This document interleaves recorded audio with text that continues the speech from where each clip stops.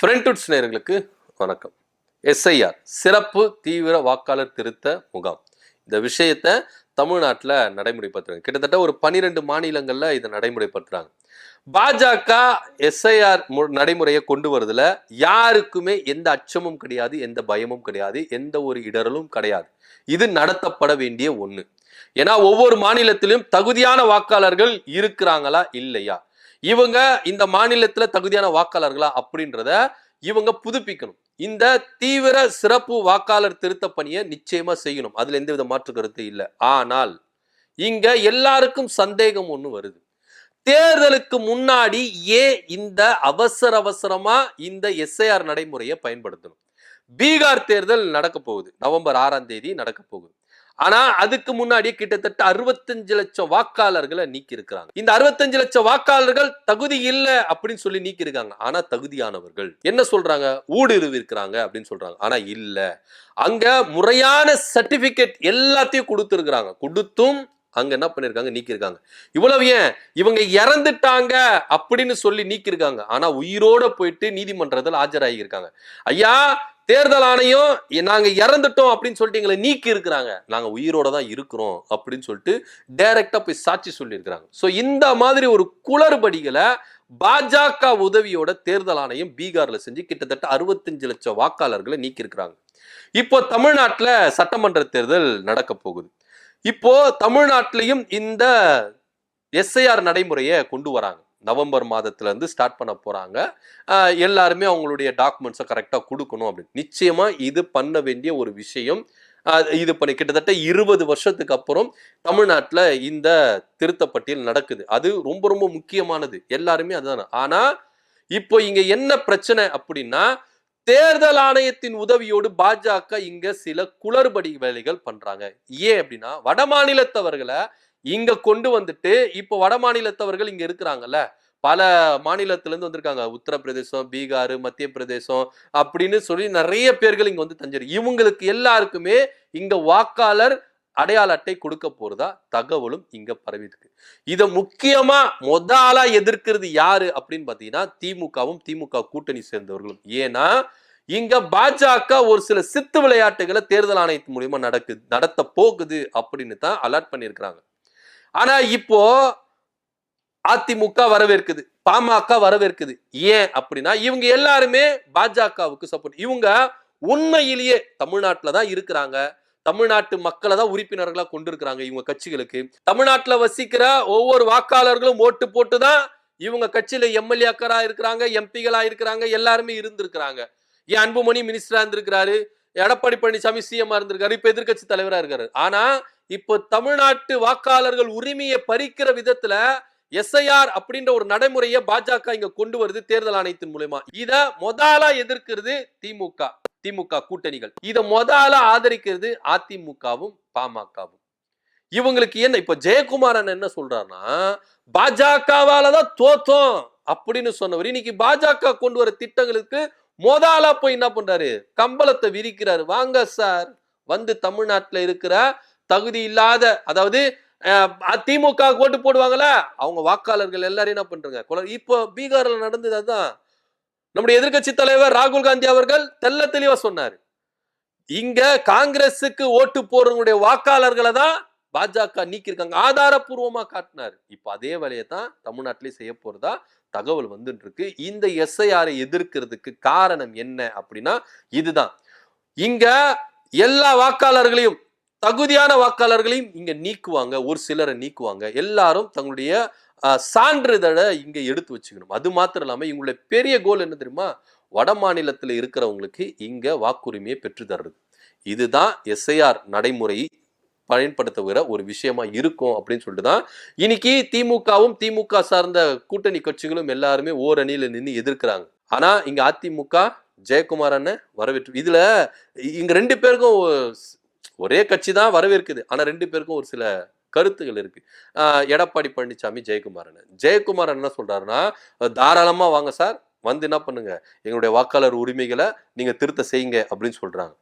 இவரு முதலா வரவேற்று பேசிட்டாரு. எடப்பாடி பழனிசாமி வரவேற்று பேசுறாரு இல்லையோ, இவரு ஸ்கோர் பண்றதுக்கு ஜெயக்குமாரனை ஸ்கோர் பண்றதுக்கு முதல்ல வரவேற்று பேசுறாரு. என்னையா இது, நம்ம தானே ஸ்கோர் பண்ணணும், ஜெயக்குமாரனை ஸ்கோர் பண்ணிட்டாரே அப்படின்னு சொல்லிட்டு ஜெயக்குமாரனை ஆஃப் பண்ணணும் அப்படின்னா அவருக்கு மாற்றா இவர் ஒரு அறிக்கை விடுறாரு.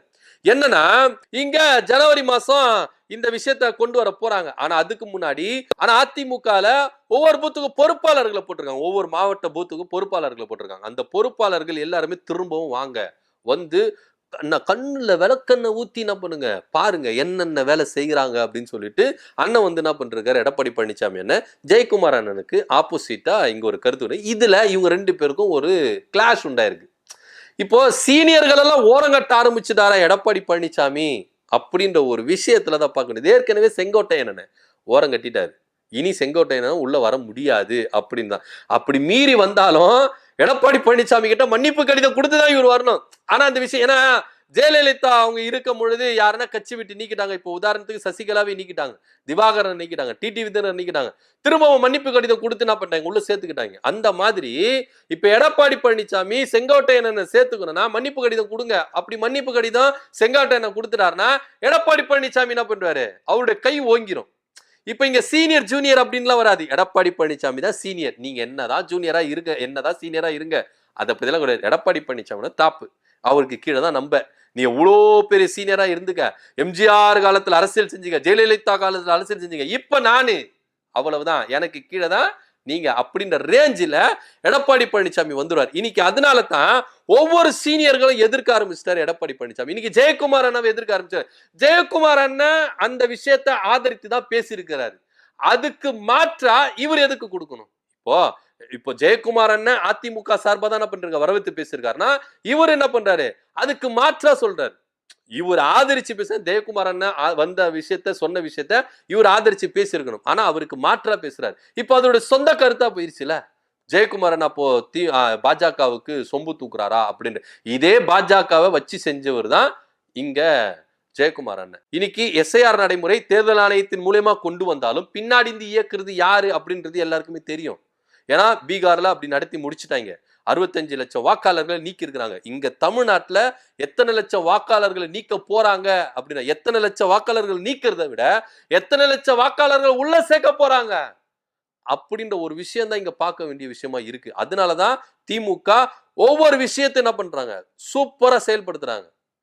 ஏன் பூத் என்னுடைய வெற்றி பூத் அப்படின்ற ஒரு விஷயத்த கையில எடுத்து இப்போ எல்லாருமே என்ன பண்ணணும், உஷாரா இருக்கணும். பாஜக எந்த அளவுக்கு இங்க மோசடி செஞ்சிடக்கூடாது.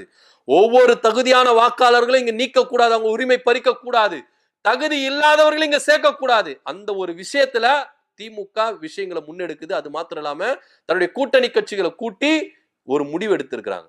இன்னைக்கு அனைத்து கட்சி கூட்டத்துக்கு என்ன பண்ணாங்க, அழைப்பு கொடுத்தாங்க. ஆனா பாமக போக மாட்டேன் அப்படின்னு. ஏன்னா போனாருன்னா இவருக்கு அங்க சீட்டு கிடைக்காது, இவருக்கு அங்க என்ன பண்ண முடியாது. இப்போ இன்னைக்கு அதிமுக ரொம்ப கான்பிடண்டா இருக்குது. கூட்டணி இன்னும் பலப்படல, கூட்டணி கட்சிகள் இன்னும் என்ன பண்ணல, செயல்படல. அதிமுக பிரிஞ்சு கிடக்கு, பாஜகக்குள்ள சண்டை. இப்படி இருக்கிற சூழ்நிலையில நாங்க தான் வின் பண்ணுவோம் இவ்வளவு கான்பிடண்டா சொல்றாரு. ஏன்னா எஸ்ஐஆர் நடைமுறைய பாஜக தேர்தல் ஆணையத்தின் மூலமா நடத்திருச்சுன்னா நம்ம தான் வெற்றி பெற்றுவோம் அப்படின்னு பகல் கனவு காண்றாரு. இது நீங்க பீகார்ல செயல்படுத்திக்கலாம், இங்க மத்திய பிரதேசத்துல செயல்படுத்திக்கலாம். ஆனா தமிழ்நாட்டுல பாச்சா பலிக்காது. அதுக்கு திமுக கூட்டணியோ விட மாட்டாங்க. இதுதான் நிதர்சனமான உண்மை. இந்த எஸ்ஐஆர் முறைய பாஜக தேர்தல் ஆணையத்தின் மூலமா கொண்டு வந்தாலும் இதுல தகுதி இல்லாதவர்களையும் இங்க புதுசா சேர்க்க முடியாது, தகுதி இருக்கிறவங்களையும் இங்க நீங்க நீக்க முடியாது அப்படின்றது தான் நிதர்சனமான உண்மை. இந்த விஷயத்தை வரவேற்று ஜெயக்குமார் அண்ணன் பேசினாலும் இதே அதிமுக இருக்கிற எடப்பாடி பழனிசாமி ஜெயக்குமாருக்கு மாற்றாக ஒரு அறிக்கை விடுறாரு. இப்ப இவங்க ரெண்டு பேருக்கும் சண்டை நடந்திருக்கு. இப்ப இங்க செங்கோட்டையனை நீக்கின மாதிரி ஜெயக்குமாரை நீக்க போறாரா எடப்பாடி பழனிசாமி அப்படின்ற ஒரு புள்ளியில தான் வந்து பார்க்க வேண்டியதா இருக்கு. தனக்கு யாரெல்லாம் சீனியரா இருக்கிறாங்களோ, எங்கெல்லாம் உங்களுடைய கை ஓங்கி இருக்கோ அதை எல்லாத்தையும் தனக்கு கீழே கொண்டு வர பார்க்கறதுக்கு தான் எடப்பாடி பழனிசாமி சூப்பரா பிளான்களை நடத்திட்டு இருக்காரு. உண்மையிலேயே எடப்பாடி பழனிசாமி இந்த எஸ்ஐஆர் நடைமுறையை வரவேற்று பேசணும்னா அண்ணன் ஜெயக்குமார் அவர்கள் சொன்ன மாதிரியே எதனா ஒரு வார்த்தை சொல்லியிருக்கலாம்ல. அவர் அறிக்கை விட்டுருக்காரு. அந்த அறிக்கையில ஜெயக்குமார் அண்ணன் சொன்ன வரவேற்றதை நானும் அவமதிக்கிறேன், அதையும் நான் வரவேற்று பேசுறேன், அதனால எல்லாரும் தோழர்கள் எல்லாருமே ஒன்று கூடி கழகத்தினர் எல்லாருமே வேலை செய்யணும் அப்படின்னு சொல்லியிருக்கணும்ல. ஆனா அவர் பேச்சே எடுக்கல, ஜெயக்குமார் அண்ணன் பேச்சு எடுக்கல. அதுக்கு மாற்றா இவரு என்ன பண்றாரு, இவருடைய அறிக்கையை விடுறாரு. இன்னைக்கு பேச்சுகள் அதிமுக வேற மாதிரி போயிருச்சு. எஸ்ஐஆர் நடைமுறைய சொல்லி இருக்கிறாரு. இதே ஆர்கே நகர் தொகுதியில தகுதி இல்லாத நிறைய பேர் வாக்காளர்கள் இருக்கிறாங்க, அதை நீக்கணும் அப்படின்னு சொல்லிட்டு கோர்ட்ல கேஸ் போட்டு நீக்கி இருக்கிறாரு ஜெயக்குமாரன். அதெல்லாம் குறிப்பிட்டு தான் அவர் என்ன பண்றாரு, வரவேற்று பேசி இருக்கிறாரு. இது சரியான ஒரு இது திமுகவும் வரவேற்குது, திமுக கூட்டணி கட்சிகளும் வரவேற்குது. ஆனா இங்க குளறுபடி நடக்கக்கூடாது. அந்த ஒரு விஷயத்துலதான் எல்லாருமே ஒன்றிணையணும். நீங்க வட மாநிலத்தவர்களையும் இங்க ஒன்று இணைக்க கூடாது, தகுதி இருக்கிறவங்களை நீ நீக்க கூடாது. இதுதான் திமுக கூட்டணி சார்ந்த கட்சிகளுக்கோ பிரதான ஒரு கொள்கையா இருக்குது. நீங்க வட மாநிலத்தவர்களை இங்க கொண்டு வந்துட்டீங்கன்னா, தகுதி இங்க இருக்கிறவங்களை நீக்கிட்டீங்கன்னா என்ன, அதுதான் இங்க பயப்படுற ஒரு விஷயமா இருக்கு. ஏன்னா பீகார்ல நடந்தது இங்க நடந்தது. ஆனா இதை விட மாட்டாங்க, திமுக கூட்டணி கட்சிகளும் விட மாட்டாங்க. எல்லாரும் ஒருங்கிணைந்து செயல்படணும். இன்னைக்கு Edappadi Palaniswami full and full பாஜகவுக்கு சப்போர்ட் பண்ற மாதிரி தான் அறிக்கை விட்டுருக்காரு கண்டி. ஜெயக்குமாரனை டம்மி பண்றாரு அப்படின்ற ஒரு விஷயத்துல தான் இங்க பார்க்க வேண்டியதா இருக்கு. செங்கோட்டையன் எப்படி டம்மி பண்ணாரோ ஜெயக்குமாரன் டம்மி பண்றாரு எடப்பாடி பழனிசாமி. இதனால ரெண்டு பேருக்கும் அதிருப்திகள் எழும்பி இருக்கு அப்படின்னு தான் பார்க்க வேண்டியதா இருக்கு. என்ன நடக்க போகுது அப்படின்னு பொறுத்து பார்க்கலாம். எஸ்ஐஆர் முறையை வரவேற்று பேசின ஜெயக்குமாரனுக்கு மாற்றாக எடப்பாடி பழனிசாமி மாற்று ஒரு அறிக்கை விட்டுருக்காரு. இதனால ஒரு குழப்பம் அதிமுகக்குள்ளே எழும்பி இருக்கு. இதை பத்தியோட கருத்து என்ன அப்படின்னு கமெண்ட் பண்ணுங்க. நன்றி, வணக்கம்.